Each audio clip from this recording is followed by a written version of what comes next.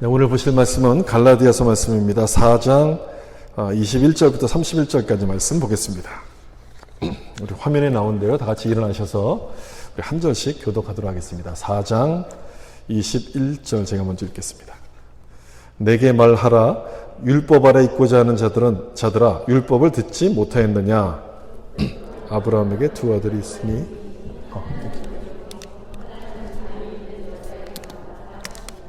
여종에게서는 육체를 따라 낳고 자유 있는 여자에게서는 약속으로 말미암았느니라.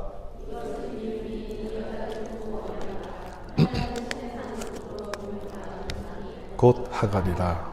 이 하갈은 아라비아에 있는 신의 선으로서 지금 있는 예루살렘과 같은 곳이니 그가 그 자녀들과 더불어 종노릇하고 오직 위에 있는 예루살렘은 자유자니 곧 우리. 기록된 바 잉태하지 못한 자여 즐거워하라. 산고를 모르는 자여 소리질러 외치라. 이는 홀로 사는 자의 자녀가 남편 있는 자의 자녀보다 많음이라 하였으니 형제들아 너희는 이삭과 같이 약속의 자. 그러나 그때 육체를 따라 난 자가 성령을 따라 난 자를 박해한 것 같이 이제도 그러하도다. 그러나 성경이 무엇을 말하느냐. 여종과 그 아들을 내쫓으라. 여종의 아들이 자유 있는 여자의 아들과 더불어 유업을 얻지. 같이 읽겠습니다. 그런즉 형제들아 우리는 여종의 자녀가 아니요 자유 있는 여자의 자녀니라. 아멘. 말씀에 은혜 받으세요. 인사하면서 읽겠습니다. 말씀에 은혜 받으세요. 아멘. 약속의 자녀라는 제목으로 말씀을 나누겠습니다.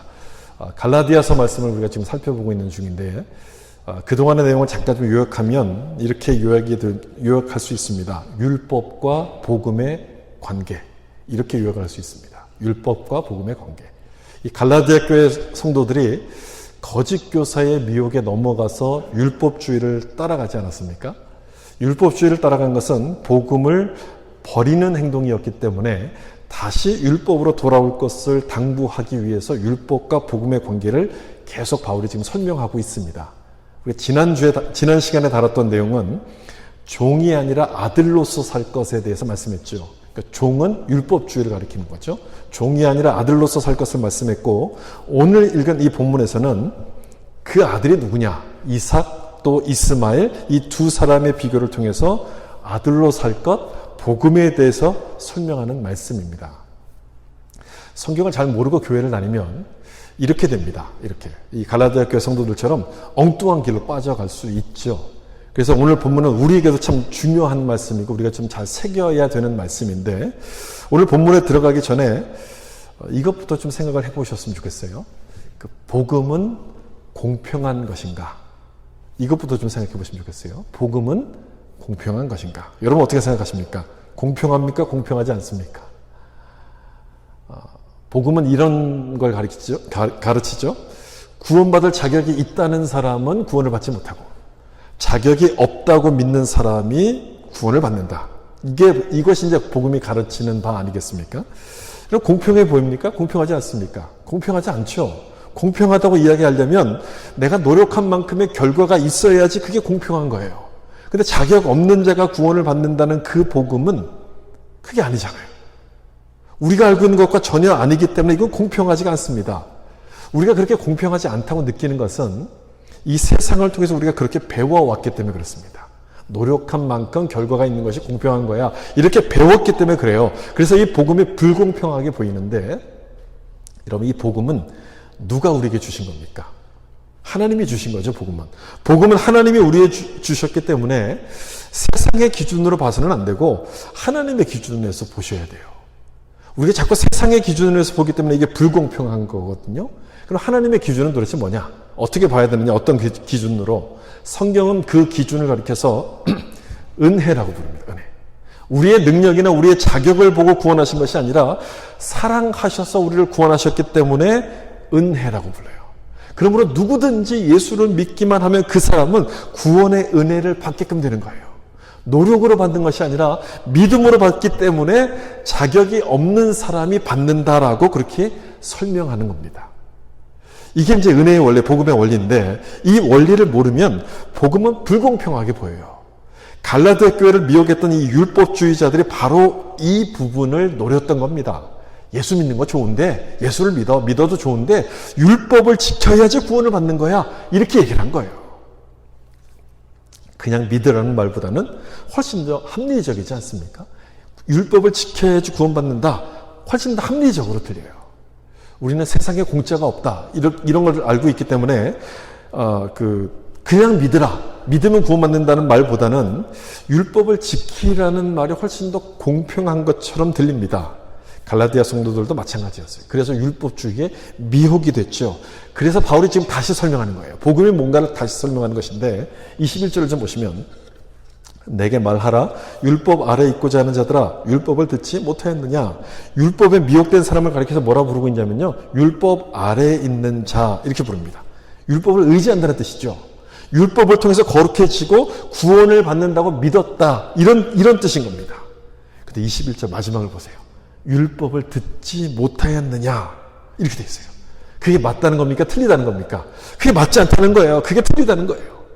율법을 잘 읽어보면 이 율법이 복음을 가르치고 있는데 율법이 복음을 가르치고 있는데 왜 그거를 깨닫지 못하느냐, 듣지 못하느냐 그렇게 지금 책망하는 그런 말씀이에요. 사실 이 문제는 우리도 마찬가지죠. 우리도 복음을 율법처럼 지킵니다. 이게 무슨 의미인지 아마 여러분 잘 이해하실 거예요. 조금 전에 설명드린 것처럼 우리는 합리적인 것을 굉장히 좋아해요. 뭔가 논리적인 것을 굉장히 좋아해요. 합리적이라는 얘기는 인과관계가 아주 명확해가지고 결과를 예측할 수 있다. 이게 이제 합리적인 거예요. 그런데 믿음이 그렇습니까, 여러분?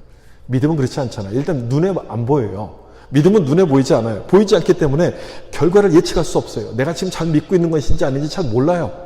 이 믿음 갖고 내가 천국에 갈 수 있는 것인지 아닌지 잘 몰라요. 그래서 우리가 어떻게 하냐면 노력을 통해서 믿기 시작해요. 내가 뭔가를 열심히 해서 율법을 지키는 그 행위를 통해서 이 행위가 나의 믿음이라고 생각해요. 그랬던 사람들이 바리새인 아닙니까? 예수님께 책망들었던 바리새인. 나의 열심을 통해서 믿음을 평가받으려고 하는 것인데 이 모습이 율법 아래 있고자 하는 자 이렇게 설명하는 거예요. 그럼 열심히 할 필요 없다는 얘기인가? 아니죠. 그것도 아니에요. 열심히 해야죠. 열심히 해야 돼. 그래서 순서가 중요하다는 순서. 하나님의 은혜에 감사해서 봉사하는 것이 맞는 것인데 이 순서가 거꾸로 되면 내가 열심히 해서 뭔가 구원을 받아야지. 순서가 거꾸로 되기 시작하면 율법 아래에 있는 자가 된다는 얘기예요. 율법을 지켜서 하나님께 인정을 받으려고 하는 것이거든요. 근데 여러분 하나님께 인정받을 수 있습니까 우리가? 안 되죠. 그렇게 될 수 없어요. 그런데 그렇게 하려고 하다 보니까 이 율법에 묶이는 거예요. 율법의 종이 되는 거예요. 그래서 바울은 아브라함의 두 아들을 언급하면서 우리가 누구이고 그리고 무엇을 따라가야 될 것인가에 대해서 여기서 좀 설명하는데 그 다음 22절을 보세요. 22절 우리 같이 한번 읽어보겠습니다. 기록된 바 아브라함에게 두 아들이 있으니 하나는 낫다 하였으며 바울이 지금 아브라함을 인용하고 있는데 거짓 교사들이 주장할 때 이렇게 주장을 했기 때문에 그렇습니다. 율법을 지키지 않으면 아브라함의 진정한 자녀가 아니다. 이렇게 가르쳤어요. 이 얘기는 유대인들에게는 아주 큰 위협입니다. 아주 큰 협박과도 같은 거예요. 이 유대인들은 뭘 믿었냐면 아브라함에게 주셨던 축복이 그 아브라함의 후손인 우리에게 온다고 믿었어요. 유대인은 우리들에게 그 아브라함의 축복이 이어진다고 믿었는데 아브라함의 후손이 아니라고 이야기하면 이건 굉장히 큰 일이 벌어지는 거죠. 그래서 이 율법주의자들의 말을 따라가게 됐는데 여기서 이들은 아주 중요한 한 가지 사실을 간과하게 됩니다. 그게 뭐냐면 아브라함에게는 아들이 2명이었다는 거예요. 이거를 까먹은 거예요. 2명의 아들이 있었다는 거예요. 이 말씀처럼 하나는 여종 하갈을 통해서 낳은 이스마엘이 한 명이고 다른 하나는 자유 있는 여자 사라에게서 난 이삭입니다. 출신이 다른 두 아들이 있기 때문에 어느 쪽 후손이냐가 사실은 중요한 문제거든요. 아브라함의 후손이냐 아니냐보다도 아브라함의 후손이라 할지라도 이스마엘 쪽의 사람이라면 유업을 받을 수가 없는 겁니다. 그래서 바울은 아브라함의 두 아들을 지금 여기서 언급하는 거예요. 이삭과 이스마엘 이 두 사람이 복음과 율법을 상징하고 비유하는 것이라고 이야기하면서 율법을 따르는 사람들은 이스마엘 쪽의 사람들과 후손과 같다라고 지금 이야기하는 것이죠. 이 혈통을 중요시 여겼던 유대인들에게 얼마나 충격적인 말씀이었겠습니까? 22절에 하갈 대신에 여종이라고 이렇게 얘기하잖아요. 여종이라고 부른 것은요, 율법을 의지하려고 하는 사람은 그 율법에 묶여있는 종과 같다는 것을 표현하기 위해서 아마 여종이라고 이렇게 얘기했을 거예요. 아브라함의 후손이라 할지라도 이삭이 아니라 하갈의 아들인 이스마엘의 후손과 같다라는 거예요. 따라서 내가 아브라함의 후손인가를 말하기 전에 먼저 생각해야 될 것은 어느 쪽의 후손이냐, 이걸 좀 먼저 생각해야 된다. 그걸 얘기하는 겁니다. 진짜 후손은 한 명이니까, 한 명. 정말 율법주의자들의 말대로 이 사람들이 아브라함의 후손이라면 아브라함처럼 행동했어야 될 겁니다. 아브라함이 믿음의 조상 아닙니까? 아브라함처럼 믿고 순종을 해야 되는데 이 사람들 그렇게 하지 않았어요. 율법을 지키는 행위를 통해서 내가 구원받았다는 것을 주장하는 사람들이에요. 아브라함처럼 믿음을 갖지 않았습니다. 그렇기 때문에 이 사도 바울은 이들이 아브라함의 진짜 후손이 아니라 이스마엘의 후손이라고 이야기하는 거예요. 이스마엘이 바로 그런 방법을 통해서 태어났거든요. 23절을 좀 보시면 여종에게서는 육체를 따라 낳고, 이 사람이 이제 이스마엘이죠. 자유 있는 여자에게서는 약속으로 말미암았느니라. 이삭이 이제 약속으로 태어났어요. 이 약속이라는 단어는 은혜를 말하는 거예요. 하나님께서 우리에게 주신 은혜를 말하는데, 앞에서 복음의 원리가 은혜라고 설명한 것처럼 아브라함의 후손은 이 은혜로 말미암아 이루어진다는 것을 설명하는 말씀이에요. 혈통을 따라서 아브라함의 후손이 결정되는 것이 아니라 은혜로 말미암아 결정이 되는 것인데, 어떤 사람들이 결정이 되는 것이냐? 아브라함처럼 말씀을 믿고 순종하는 사람들이 아브라함의 후손이 된다는 것을 말씀하는 것이죠. 여러분의 아브라함 스토리는 잘 아시겠지만 이 두 명의 아들이 어떻게 태어났는가를 그 부분만을 좀 잠깐 설명드리면 이렇게 됩니다. 하나님께서 아들을 주신다고 이 아브라함에게 약속을 주시잖아요. 하늘의 별과 같이 많은 자손을 주신다라고 이렇게 약속하셨어요. 근데 10년이 지나도록 감감무소식입니다. 아무런 소식이 없어요. 나이는 100살이 다 되어 가는데 아들 소식은 전혀 없어요. 답답했겠죠. 이때 이 아내였던 사라가 몸종인 하갈을 통해서 대를 잇자, 이렇게 제안을 딱 해줍니다. 그래서 태어난 아들이 이스마엘이에요. 이스마엘. 이 방법은 뭐 자식이 없을 때 대를 잇기 위해서 사용했던 그 당시 아주 관행과도 같은 거였기 때문에 사실은 잘못이라고 말하기가 참 뭐한 거예요. 근데 여러분, 이 사람이 누굽니까? 이 남자가 누굽니까? 아브라함이잖아요. 아브라함. 믿음의 조상이라고 부르는 아브라함이잖아요. 약속을 받았으니 그 약속을 믿음으로 조금 더 기다려야 되는 것인데, 기다리지를 못하고 인간적인 방법으로 아들을 낳은 거예요. 인간적인 방법. 육체를 따라 낳고라는 이 말이 자기의 힘, 자기의 노력을 갖고 아들을 낳았다, 이제 그 얘기인 거예요. 이스마엘을 얻었어요. 그 다음 아브라함이 100세가 됐을 때 하나님께서 아들을 주셨어요. 사라를 통해서 이삭이라는 아들을 주셨어요. 이 이삭은 자유 있는 여자에게는 약속으로 말미암았느니라. 하나님께서 약속하신 대로 아들을 주셨다, 이루셨다, 이런 의미인 거예요. 약속을 이루셨다. 이때가 아브라함이 몇 살입니까? 100세예요. 하와는요? 사라는요? 90세예요. 자식을 낳을 수 없는 상황인데 자식을 낳은 거예요. 그랬으니 이 이삭은 은혜로 말미암아 주신 아들, 은혜로 주신 아들이었어요. 그런 뜻이 약속으로 말미암았느니라 그 말 속에 포함이 되어 있는 거예요. 은혜로 주신 아들이다. 둘 다 아브라함의 아들이지만 여러분, 다른 점이 있는 거죠. 어머니가 일단 틀려요. 그 출생 방법이 다릅니다. 하갈은 종이었기 때문에 그 밑에서 태어난 이스마엘 역시 종이에요. 이삭은 종이 아닌 자유한 사르를 통해 태어났기 때문에 이 이삭은 자유인이에요. 둘 다 아들이지만 완전하게 다른 모습인데 이들이 어떤 의미를 가진 것인가? 바로 지금 그 다음에 24절 통해 설명해요. 24절 보시면 이것은 비운이, 이 이스마엘과 이삭을 주신 것은 하나님께서 뭔가 의미를 담아서 주셨다는 그런 얘기예요. 이 여자들은 두 언약이라, 하나는 신의 선으로부터 종을 낳은 자니 곧 하갈이라. 이 여자들 하갈과 사라를 말하는 것이죠. 그리고 두 언약, 율법과 복음을 말합니다. 신의 산에서 모세를 통해서 우리에게 주셨던 그 율법을 옛 언약, Old Testament 이렇게 부르죠. 그리고 예수님을 통해서 우리에게 주셨던 이 복음을 새 언약, 그래서 두 언약이에요. 이 두 언약 사이, 이 두 가지 것의 차이는 그 내용을 보면 나타나죠. 율법은 이걸 하라, 이걸 하지 말라, 이렇게 이루어집니다. 율법은 전부 다 이걸 하라, 이걸 하지 말라. 누가 해야 되고 누가 하지 말라는 거겠어요? 우리가 해야 되고 우리가 하지 말라는 것을 말씀하고 있지만, 복음은 뭘 말씀하고 있냐면 내가 너희를 구원하리라, 이렇게 말씀해요. 내가 너희를 구원하리라. 하나님이 하신다는 것을 말씀하는 것이 복음이에요. 여러분, 이거 잘 보셔야 돼요. 율법의 주어는 나입니다. 내가 하는 거예요. 근데 복음의 주어는 누구예요? 하나님이에요. 하나님. 따라서 이 복음은 내 힘으로 이루어지는 것이 아니라 하나님의 은혜로 이루어진다는 것을 말씀하는 거예요. 무슨 말인지 여러분 이해가 되시죠? 사라가 약속으로 아들을 낳았다는 것은 자기 힘으로 낳은 것이 아니라 하나님의 은혜로 낳았다는 것을 말씀하는 거예요. 따라서 이 이삭이 상징하고 있는 것은 하나님의 은혜를 상징합니다. 그럼 이스마엘은 인간적인 방법으로 얻었잖아요. 내 힘으로, 그래서 이 이스마엘이 상징하고 있는 것은 내 힘으로 뭔가 구원을 얻고자 하는 율법주의를 상징하는 것이 이스마엘이에요. 그리고 그 다음이 중요해요.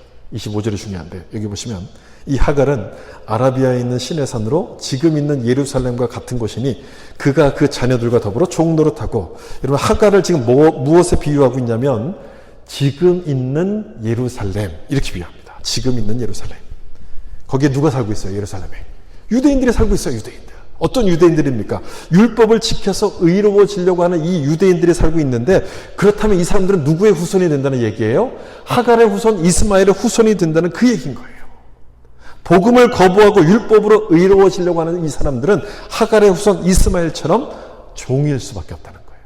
혈통적으로는 유대인이라 할지라도 율법을 의지하려고 하는 자는 영적으로 이스마엘과 같은 것인데, 율법주의가 잘못된 주장, 거짓 주장이라는 것을 지금 얘기하는 것이죠.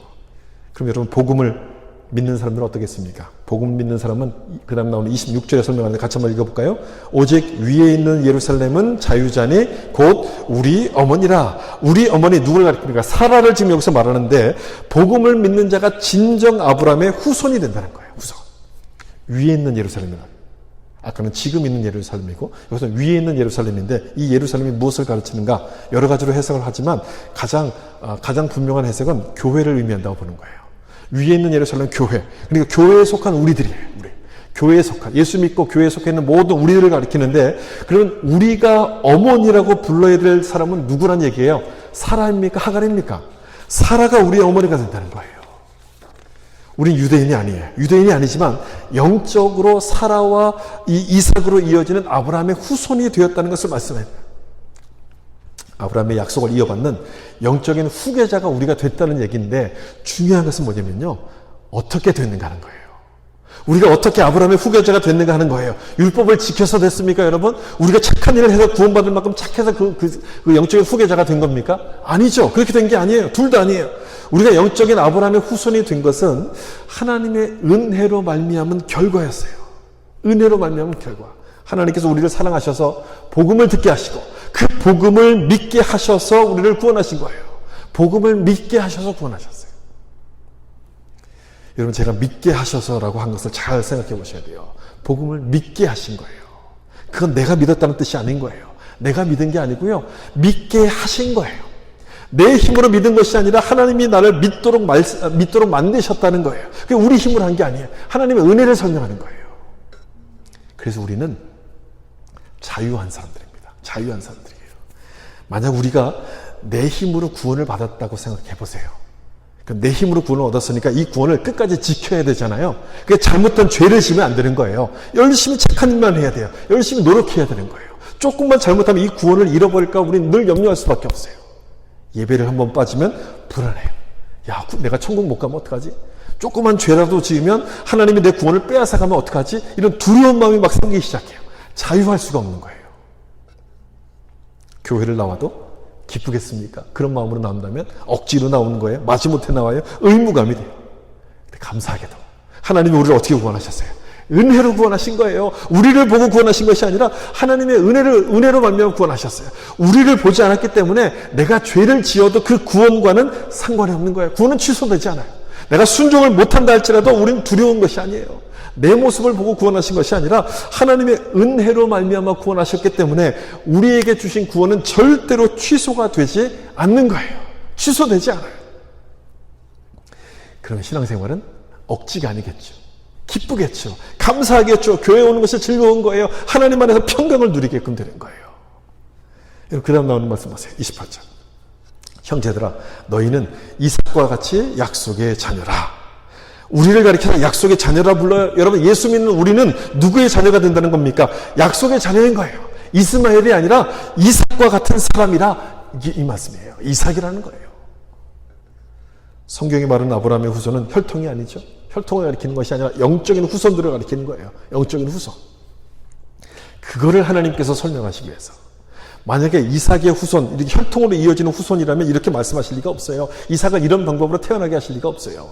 그런데 아브라함의 후손은 영적인 후손이라는 것을 설명하시기 위해서 이삭을 어떻게 태어나도록 만드셨냐면 은혜로 태어나도록 만드신 거예요. 임신할 수 없는, 잉태할 수 없는 상황 가운데서 잉태하게 하심으로 말미암아 은혜로 태어나게 하셨어요.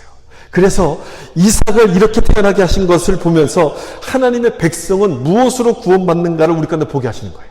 무엇으로 구원받습니까? 은혜로 구원받는다. 은혜로 구원받는다는 것을 우리 가운데 알게 하세요. 여러분, 이게 복음 아니겠습니까? 이게 복음이죠. 우린 잘한 게 없는데 약속을 믿는 그 믿음을 보시고 우리를 구원하셨다고 하시니 이거야말로 기쁜 소식인 거예요. 기쁜 소식. 여기서 우리를 이삭과 같이 약속의 자녀라고 말씀하는 것은 우리를 구원하신 그 복음의 은혜를 기억하라는 말씀인 거예요. 예수 안에서 아브라함의 복이 모든 이방인에게 미치게 하신다는 그 약속. 예수 안에서 아브라함에게 주셨던 그 복이 모든 이방인에게 미치게 하신다는 그 약속으로 우리를 구원하셨기 때문에 우리는 어떤 사람이냐면 약속의 자녀인 거예요. 약속의 자녀. 여러분, 우리가 그런 사람인 거예요. 약속의 자녀예요. 약속의 자녀. 바울은 이 복음을 설명하기 위해서 이 사라와 하갈을 지금 인용하고 있는 거예요. 왜 사라에게 은혜를 주셨는가? 지금 그걸 묻고 있죠. 여러분, 왜 사라에게 하나님께서 은혜를 주십니까? 사라는 임신을 할 수 없는 상태이니까. 임신을 할 수 있었다면, 자기 힘으로 아이를 가질 수 있었다면 은혜가 필요 없어요. 은혜를 베풀 이유가 없습니다. 그래서 사라는 잉태할 수가 없었어요. 자기 힘으로. 그래서 하나님께서 이 사라에게 은혜를 베풀어 주세요. 그럼 하갈은요? 하갈은 자기 힘으로 아이를 가질 수 있었어요. 젊은 사람이어서 힘이 있었어요. 자기가 할 수 있었으니 은혜가 필요하지 않아요. 그래서 자기 힘으로 아들을 낳아요. 그게 이스마엘이에요. 그 장면만 딱 놓고 보면 여러분, 누가 더 잘 되는 것 같습니까? 이 하갈입니까? 사라입니까? 하갈이 잘 되는 것 같아요. 몸종인 하갈이 아들을 낳았으니까 더 잘 되는 것 같잖아요. 그래서 여러분, 그 장면, 창세기를 그 장면 읽어보면요, 하갈이 사라를 막 구박합니다. 아들을 낳았으니까 막 큰 소리 치는 거예요. 막 구박을 해요. 이 하갈이 훨씬 더 잘 되는 것 같아요. 자기 힘을 의지하는 하갈이 훨씬 더 잘 되는 것 같은데, 여러분, 그 다음에 나오는 말씀 보세요. 4장 27절 우리 같이 한번 읽어볼까요? 기록된 바 잉태하지 못한 자여 즐거워하라. 산고를 모르는 자여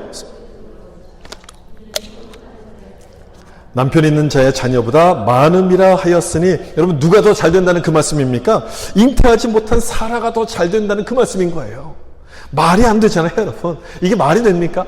홀로 사는 사람이 임신을 못해요. 근데 어떻게 남편 있는 사람보다 자식이 더 많아요? 말이 안 되는데, 도저히 이루어질 수 없는 상황인데 하나님의 은혜가 임하면 그게 된다는 말씀이에요. 하나님의 은혜가 임하면 불가능하다고 생각했던 것, 남편 있는 자보다 자식이 훨씬 더 많아진다는 것을 말씀하는 거예요. 여러분, 남편 있는 자라고 표현한 저 말씀이 무엇을 의미하는지 이해가 되시죠? 자기 힘으로 뭔가 할 수 있다고 믿는 율법주의를 이제 의미하는 단어예요. 그런데 이들보다도 믿음을 갖고 사는 사람들을 훨씬 더 잘 되게 하신다는 말씀인 거예요. 그래서 여러분, 복음 아니겠습니까? 그래서 기쁜 소식이에요. 안 되는 자를 잘 되게 하시는 거예요. 우리 상식을 뛰어넘는 말씀이니까 이 복음은 역설적인 것. 그래서 우리 가운데 기쁨으로 다가오는 거예요. 기쁜 소식. 따라서 복음을 상식으로 접근해서 보면 이해가 되지 않아요. 그 믿으면 구원받는다는 게 어떻게 말이 돼? 그렇게 말하는 사람들이 많잖아요. 상식으로 접근해서 보면 이건 이해가 안 돼요. 불공평해 보이잖아요. 어찌 홀로 된 사람이 남편이 있는 사람보다 자식이 더 많습니까? 말이 안 되는 얘기예요. 이처럼 복음은 역설적이기 때문에 전혀 상식적이지가 않아요. 힘있고 능력 있는 사람이 잘 되는 것이 맞는 것이지, 부족하고 연약한 사람들이 잘 되는 것은 뭔가 좀 불공평해 보여요. 근데 하나님이 그렇게 하신다는 거예요. 그래서 은혜라고 말씀하는 거예요. 잉태할 수 없는 자에게 자식을 주심으로, 기대하지 못한 자식을 주심으로 말미암아 더 잘되게 하시는 이 복음, 이게 복음. 그래서 복음이 은혜이고 이 복음을 붙들어야 된다고 지금 바울이 강조하는 거예요. 이 복음을 버리고, 이 은혜의 복음을 버리고 율법으로 돌아갔으니 다시 돌아와야 된다고 지금 강조하는 거예요. 여러분, 만약 복음이 갈라디아 교회를 미혹했던 이 거짓 교사들의 말처럼 율법을 지켜서 받는 구원을 말하고 있다면, 복음이 율법을 지켜서 행위를 통해서 구원받는 그것을 말하고 있는 것이라면, 여러분, 어떤 결과가 나타났겠습니까? 이 두 아들 가운데 이삭이 존재할 수 있었겠습니까? 이삭은 존재할 수 없었어요. 이삭은 존재할 수 없었을 것이고, 하갈의 아들은 이스마엘만 존재했을 겁니다. 그렇지 않습니까? 이삭은 은혜를 상징하는데 율법을 지키는 내 능력만을 의지하게 된다면 이 땅에 이삭은 없는 거예요. 이삭은 존재할 수가 없어요. 복음이 그런 거라면 도덕적으로 우월하고 실력이 뛰어난 사람만 구원받을 수 있는 것이지 우리와는 전혀 상관없는 것이 돼요. 근데 감사하게도 복음은 사라처럼 불임 여성에게 주어지는 은혜였어요. 오늘 본문을 가리켜서 팀 켈러 목사님은 이렇게 얘기했어요. 불임 여성에게 주어지는 은혜. 이게 복음이었어요. 그 당시만 해도 임신을 못한다는 것은 인생의 실패자라는 뜻이었어요. 따라서 사라는 임신하지 못한 사라는 실패한 사람을 상징하는데 하나님은 놀랍게도 그런 사라에게 은혜를 주시는 거예요. 실패한 사라에게. 그런 사라에게 은혜를 주셔서 이삭을 딱 낳게 하세요. 이삭을 낳게 하심으로 자기보다 훨씬 젊고 훨씬 능력 있는 이 하갈보다도 더 위대한 사명을 이루도록 하나님이 만들어 가세요. 얼마나 감사합니까, 여러분? 이게 복음인 거예요. 이런 놀라운 은혜의 복음으로 말미암아 우리도 구원하신 거예요. 그러니 여러분, 우리도 얼마나 감사한 겁니까? 이런 놀라운 은혜를 받은 거예요. 그러므로 내가 어떤 사람이고, 내가 무엇을 하는 사람이고, 내가 가진 것이 얼마고, 이런 것들에 대해서 우리는 염려할 필요가 하나도 없어요. 하나님은요, 우리를 그런 것을 보시고 우리를 따지지 않기 때문에, 우리의 실력을 따지지 않기 때문에 그래요. 가문이 안 좋아도, 내 능력이 없어서 내가 비주류에 속한다 할지라도, 1군에 들어가지 못하고 2군, 3군, 4군으로 이렇게 뒤처진다 할지라도 우리는 상관이 없는 거예요. 실패한 사라에게 은혜를 주셨다면 우리 같은 사람에게도 하나님께서 은혜를 통해서 은혜를 주셔서 우리를 다시 일으켜 세우실 것을 우리가 믿기 때문에 그렇다는 거예요. 여러분, 내가 좀 약하면 어떻습니까? 내가 좀 실력이 없으면 어때요? 내가 저 사람과 비교해서 좀 부족하면 좀 어때요? 약하면 약할수록 하나님의 은혜를 더 많이 사모하게 되고 그 은혜를 통해서 이삭과 같은 자로 만드실 것을 우리가 믿기 때문에 우리가 약할수록 오히려 더 감사하게 되는 거예요. 하나님의 은혜를 붙들 수밖에 없는 거예요. 그래서 27절에 말씀하고 있는 이 복음을 다시 표현한다면 실패한 자를 위한 은혜, 이렇게 말할 수 있어요. 실패한 자를 위한 은혜. 여러분, 그게 복음이에요. 실패한 자를 위한 은혜. 참 위로가 되지 않습니까? 이 세상은 잘난 사람들만 인정받아요. 지난주에도 한국에서 잠깐 여기 이렇게 캠프하러 오셨던 분을 만나고 갔는데요. 정말 열심히 해갖고 좋은 학교에 들어갔어요. 들어갔는데 그 학교에서 1, 2, 3등, 5등 안에 들지 못하면 또 그 다음 단계 못 올라가요. 그 학교 들어간 것까지는 너무 좋은데 거기서 또 5등 안에 들기 위해서 또 다른 수많은 일들을 해야만 되는 거예요. 이 세상은요, 잘난 사람만 인정해요. 아무리 좋은 대학을 갔어도 거기서 이제 1등 하지 못하면 2등은 기억을 못해요. 이 세상이 그래요. 근데 여러분, 하나님마저 그런다면 어떡할까요? 하나님도 그러신다면 우리는 어디로 갑니까? 우리는 갈 곳이 없어요. 갈 곳이 없어요. 그런데 하나님은요, 못난 자를 위해서 은혜를 베푸신 거예요. 못난 자를 위해서 은혜를 베푸세요. 나 왜 이렇게 못났지? 나 왜 이렇게 능력이 없지? 왜 이렇게 부족하지? 그런 자에게 하나님께서 은혜를 베푸셔서 이 사람을 이삭처럼 만드신다는 거예요. 여러분, 얼마나 감사한 겁니까? 이스마엘이 아닌 이스마엘을 그래서 능가하도록 만드시는 거예요. 그러므로 하나님의 은혜가 이런 것임을 여러분 믿으시고 이스마엘처럼 살려고 하지 마시고 내 힘과 내 능력을 의지하지 마시고 이삭처럼 믿음으로 살려고 우리가 힘을 써야 돼요. 이삭으로 산다는 얘기는요, 하나님의 은혜를 붙든다는 거예요. 은혜를 믿는다는 거예요. 내 생각과 내 방법, 세상의 방법을 의지하지 않고 하나님만을 의지한다는 거예요. 하나님 말씀만으로 산다는 거예요. 그 일이 나에게 아무리 유익하다 할지라도, 그 일이 아무리 나에게 도움이 된다 할지라도 하나님이 기뻐하시지 않는다면 과감하게 포기하는 거예요. 세상 사람들이 볼 때는 말도 안 되는 것이죠. 말도 안 되는 얘기라고 하겠지만 그것이 진리임을 믿고 하나님이 기뻐하시지 않는다는 사실을 믿고 그 말씀 앞에 온전히 순종하는 것이 이삭으로 사는 것이고 약속의 자녀로 살아가는 것입니다. 어떤 책에 나오는 이야기를 하나 좀 읽어드리려고 해요. 신앙에 좋은 여성이 한 사람이 있었어요. 이 사람이 이제 성경 공부를 좀 인도했는데 그 성경 공부 모임을 통해서 2명의 흑인이 예수님을 믿게 됐어요. 이 흑인들은 그 뉴욕의 할렘가에 살던 흑인들이었는데 자기가 구원받고 예수님을 알게 되니까 너무 기뻐가지고 자기 친구들에게도 좀 복음을 전하고 싶다, 그렇게 이야기하면서 할렘에다 교회를 좀 개척하면 안 되겠냐, 이렇게 제안을 해요. 근데 문제가 있었어요. 이 여인, 복음을 전했던 이 여인의 결혼할 약혼자가 있었는데 이 약혼자가 반대하는 거예요. 할렘의 교회를 개척하면 난 결혼 안 하겠다, 파혼하겠다, 이렇게 딱 선언을 딱 합니다. 고민이 되죠. 결혼할 것이냐, 아니면 교회를 개척하는 하나님의 사명을 따라갈 것이냐, 고민을 막 하고 있는 중에 이사야서 54장 말씀을 읽게 됩니다. 이는 홀로 된 여인의 자식이 남편 있는 자의 자식보다 많음이라. 우리가 읽었던 27절에 나오는 이 말씀, 요거 인용됐던 그 말씀이에요. 이사야서 말씀을 인용한 것인데 그 말씀을 읽게 돼요. 이 말씀을 읽으면서 하나님이 주신 사인이구나, 하나님의 사명을 따르는 말씀이구나, 이걸 딱 깨닫게 되고 약혼을 취소합니다. 그리고 할렘에 교회를 세워요. 베델 가스펠 교회라는 교회를 세워요. 지금도 있어요. 이 교회가 90년이 넘었어요. 90년 동안 수많은 사람들이 이 교회를 통해서 예수님을 영접하고 구원을 받습니다. 만약 그 여인이 결혼을 하고 교회를 세우지 않았더라면 여러분 어떻게 됐을까요? 결혼해서 아이를 가졌고 이렇게 식구들이 좀 많아졌겠지만 그보다도 이 교회를 통해서 세워진 그 영적인 아들들이 훨씬 더 많은 것 아니겠습니까? 훨씬 더 많은 영적인 자녀를 얻게 돼요. 그래도 결혼하는 게 더 낫지 않겠습니까? 이렇게 생각하는 분도 혹시 계실지도 모르겠어요. 만약 내가 이런 상황 가운데 있다면 고민이 될 거예요. 정말 고민될 거예요. 뭘 해야 될 것인지 고민이 될 거예요. 그러나 세상 사람들이라면 고민하지 않아요. 세상 사람들은요, 내가 원하는 대로 하는 사람들이기 때문에 하나님의 뜻을 묻지 않기 때문에 결혼하는 게 당연하죠. 근데 자기가 좋아하는 길을 따라갈 거예요. 우리가 하나님의 뜻을 따라서 고민한다고 하면 참 미련하다고 이야기할 겁니다. 왜 그렇게 사냐고 얘기할 거예요. 꼭 그렇게 믿어야만 되는 것이니? 라고 비난할 것이고, 우리가 무엇을 결정하든지 하나님도 기뻐하실 거야. 그냥 너가 원하는 대로 해라고 그렇게 설득을 할 거예요. 하나님을 믿어도 적당히 믿으라는 거예요. 그냥 상식선에서 벗어나지 말고 믿어. 이런 얘기를 하는 거예요. 근데 보세요. 그 다음 나오는 갈라디아서 4장 29절을 보시면, 그러나 그때 육체를 따르는 자가 이스마엘이죠. 성령을 따르는 자를 박해한 것 같이 이삭이죠.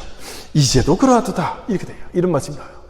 이삭처럼 살면 이스마엘에게 비웃음을 받는다는 거예요. 갈라디아 교회 성도들이 복음을 따라서 살려고 했을 때 율법주의자들이 비웃습니다. 그걸로는 구원받지 못해. 그걸로는 안 되고 율법을 지켜야지만 돼. 구원받아. 이렇게 비난했어요. 이삭처럼 살려고 하니까 이스마엘이 비웃는 거예요. 29절 끝에도 보면 이제도 그러하도다. 그때만 그런 게 아니고 지금도 그렇다는 거예요. 지금도. 그러니까 이 말씀을 기록한 때만 그런 것이 아니고 지금 2023년도를 살고 있는 오늘 이 시간에도 그래요.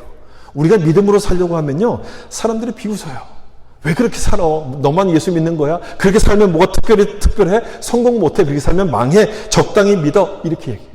심지어 교회 안에서도 상식을 믿는 사람들이 참 많습니다. 상식을 믿는 사람들 그렇게 얘기해요. 꼭 그렇게 믿어야 되는 거야? 그렇게 얘기합니다. 적당히 예수 믿자. 이렇게 얘기하는 사람들이 참 많아요. 그래서 여러분, 우리는 복음이 상식적이지 않다는 것을 우리는 아는 사람들 아닙니까? 상식적이지 않아요, 복음은요. 우리는 약속의 자녀인 이삭이기 때문에 이스마엘처럼 살 수 없다는 것을 우리는 아는 사람들이에요. 그래서 그런 소리가 들릴 때, 좀 적당히 믿어, 상식적으로 믿어라고는 그런 소리가 들릴 때 여러분 다음 말씀을 기억하셔야 돼요. 30절 말씀 우리 같이 한번 읽어볼까요? 그러나 성경이 무엇을 말하느냐? 여종과 그 아들을 내쫓으라. 여종의 아들이 유업을 얻지 못하리라 하였느니라. 그런 말이 들릴 때, 상식적으로 믿으라는 말이 들릴 때 여러분 이 말씀을 기억하세요. 성경이 무엇을 말하느냐? 성경을 기억하셔야 돼요. 성경을. 이스마엘이 쫓겨났어요. 여러분 이 사실을 기억하셔야 돼요. 이스마엘이 쫓겨났어요. 아무리 옳은 소리라도 하나님 말씀과 다르면 하나님이 기뻐하시지 않아요. 아무리 좋은 결정, 나에게 유익이 되는 결정이라도 하나님의 뜻과 다른 것이면 결국 우리 가운데 유익이 될 수 없어요. 축복이 될 수 없어요. 쫓겨나가는 거예요. 그러므로 사람의 말에 관심 두지 마시고, 다른 사람들 말에 관심 두지 마시고, 우리를 구원하신 이 복음을 붙잡으셔야 돼요. 여러분, 우리가 약속의 자녀라면 이삭처럼 행동해야 되는 것 아닙니까? 이삭처럼 살아야죠. 세상 방법을 따르기보다는 약속의 자녀답게 하나님 말씀을 붙들어야 돼요. 그렇게 해야 되는 중요한 이유가 이 마지막에 나오잖아요. 여종의 아들이 자유 있는 여자의 아들과 더불어서 유업을 얻지 못하리라. 하나님의 축복은 누구에게 가는 겁니까? 이스마엘이 아니라 이삭에게 간다는 거예요. 하나님을 예비하신 그 믿음을 갖고 하나님을 바라보는 사람에게, 이 사람에게, 이삭에게만, 약속의 자녀에게만 축복이 주어지는 거예요. 그래서 우리는 이스마엘처럼 살 수 없어요. 이 말씀을 아는데, 하나님의 축복이 우리 가운데 예비되었음을 아는데 어떻게 이스마엘처럼 살겠습니까? 이스마엘처럼 살라는 그 말은 참 솔깃해요. 그리고 설득력이 있어요. 그런데 쫓겨나는 길입니다. 그건 쫓겨나는 길이에요. 축복이 아니라 망하는 길이에요. 여러분 정확하게 좀 생각하세요. 그게 나에게 편리함을 주고 나에게 정말 유익을 주고 기쁨을 줄지 모르겠지만 결과적으로는 하나님이 기뻐하시지 않는 길이에요. 망하는 길이에요. 이 사실을 여러분 분명히 기억하셔야 돼요. 무엇을 해야 될지 몰라서 고민할 때가 있잖아요. 내가 무엇을 선택해야 될지 몰라서 참 어려울 때가 있잖아요. 그때마다 여러분 이걸 기억하시면 좋겠어요. 나는 누구의 자녀인가? 여러분 사라입니까? 하갈입니까? 여러분 우리는 이스마엘입니까? 이삭입니까? 이삭처럼 약속의 자녀라는 사실을 기억하셔야 돼요.